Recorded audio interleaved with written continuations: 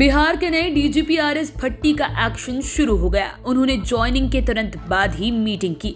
Police विभाग में पहली बार इतनी व्यापक मीटिंग हुई है। आईजी, डीआईजी, एसएसपी, एसपी समेत थानेदार और ओपी प्रभारी तक इसमें एक साथ शामिल हुए। आरएस भट्टी ने काफी देर तक इन लोगों को संबोधित किया। एक एक बिंदु पर उन्होंने गंभीरता से अपनी बात रखी। उन्होंने साफ संदेश और आदेश एक साथ दिया कि क्राइम किसी भी हाल में बर्दाश्त नहीं किया जाएगा। ना करप्शन से समझौता होगा, ना ही करप्शन करने वालों को बर्दाश्त करेंगे। इस टास्क में उन्होंने पुलिस वालों का दिल भी जीता, तो उन्होंने चेतावनी भी दी। ऐसे में हम आपको आज आरएस भट्टी के उन 5 महत्वपूर्ण टास्क के बारे में बताएंगे जिसे उन्होंने पुलिस वालों को दिया है। सबसे पहले 5वें नंबर की बात करते हैं। बिहार के डीजीपी आरएस भट्टी ने पुलिस वालों को अपने संबोधन में चेतावनी के साथ नसीहत भी दी है।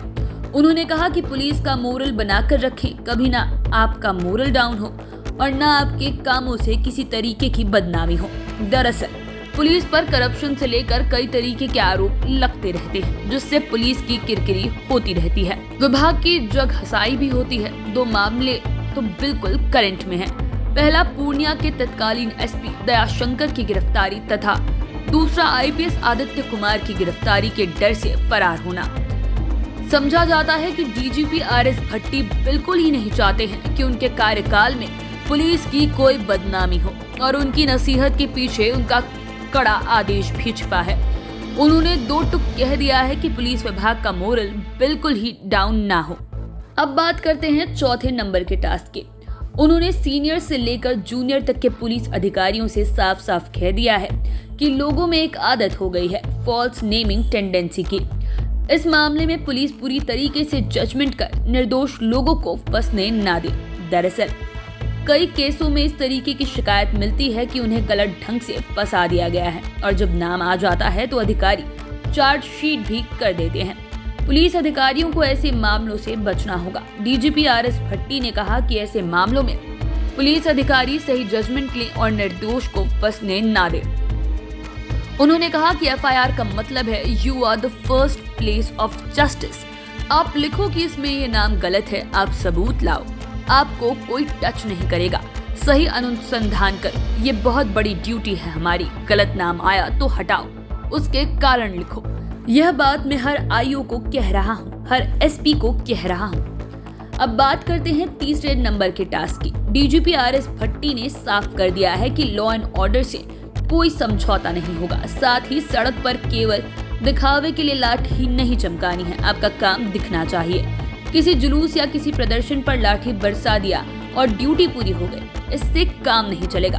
उन्होंने साफ लहजों में पुलिस अधिकारियों से कहा कि आप लोग 6 महीने का एकेडमिक कैलेंडर बनाइए और आने वाले फेस्टिवल्स को टैग करते हुए सारी रणनीतियों पर मंथन कीजिए।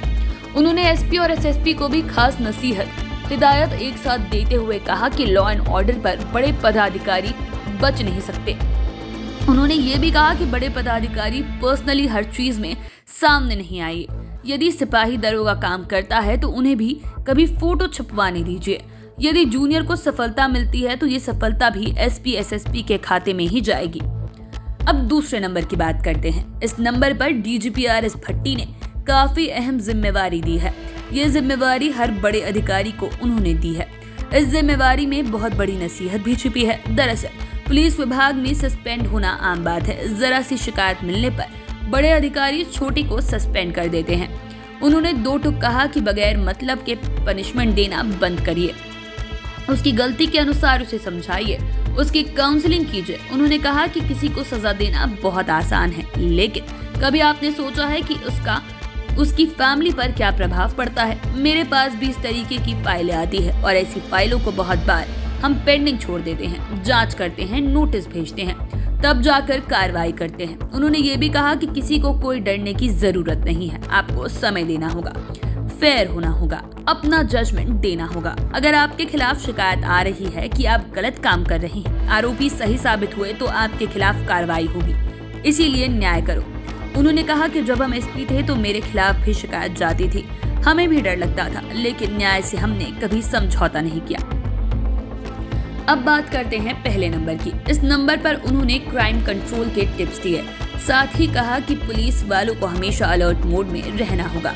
उन्होंने सीधे शब्दों में सभी जिलों के एसपी और थानेदारों को चेतावनी देते हुए कहा कि क्रिमिनल को नहीं दौड़ाओगे तो वो आपको दौड़ाएगा।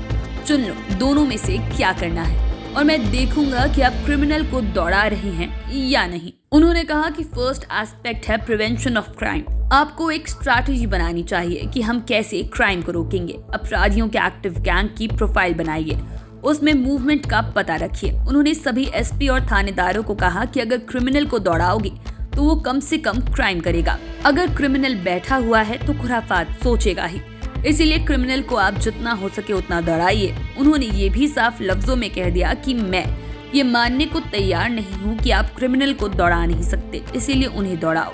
यही है प्रिवेंशन ऑफ क्राइम। बता दें कि इन 5 महत्वपूर्ण टास्क के अलावा जवानों का टर्नआउट, यूनिफॉर्म से लेकर बैरक तक पर आवश्यक निर्देश दिए गए। आप चैनल के साथ बने रहें। वीडियो अगर फेसबुक पर देख रहे हैं तो पेज को लाइक करें, यूट्यूब पर देख रहे हैं तो चैनल को सब्सक्राइब करें। धन्यवाद।